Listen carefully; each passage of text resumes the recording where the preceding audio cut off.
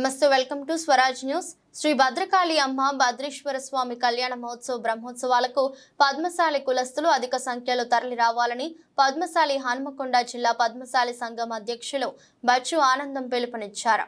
ఉమ్మడి వరంగల్ జిల్లాలోని కాకుండా రాష్ట్ర వ్యాప్తంగా కోరిన కోరికలు తీర్చే కొంగారు బంగారంగా ఎంతో ప్రఖ్యాతిగాంచిన ప్రముఖ పుణ్యక్షేత్రమైన శ్రీ భద్రకాళి అమ్మవారి ఆలయంలో గత 15 సంవత్సరాలుగా వరంగల్ జిల్లా పద్మశాలి సంఘం ఆధ్వర్యంలో కళ్యాణ మహోత్సవం నిర్వహించబడుతుంది. ప్రతి సంవత్సరం లాగానే శ్రీ భద్రకాళి మాత భద్రేశ్వరుల కళ్యాణ మహోత్సవం అంగరంగ వైభవంగా రేపు సోమవారం అంగరంగ వైభవంగా నిర్వహించబడును.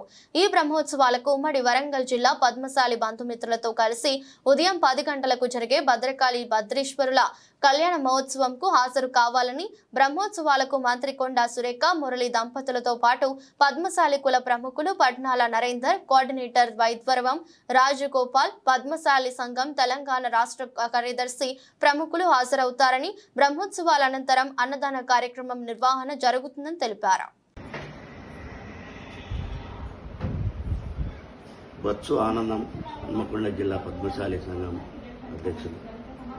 రేపు 20 తారీఖు సోమవారం రోజు భద్రకాళి మాత బ్రహ్మోత్సవాలు ఉన్నాయి కాబట్టి హన్మకొండ జిల్లా పద్మశాలి కుల బాంధవులంతా బ్రహ్మోత్సవాలకు హాజరై ఆ దేవత ఆశీస్సులు తీసుకోగలరని, రేపు పొద్దున 10 గంటలకు భద్రకాళి టెంపుల్కు అందరూ రావాలని ఈ సందర్భంగా కోరుచున్నాను.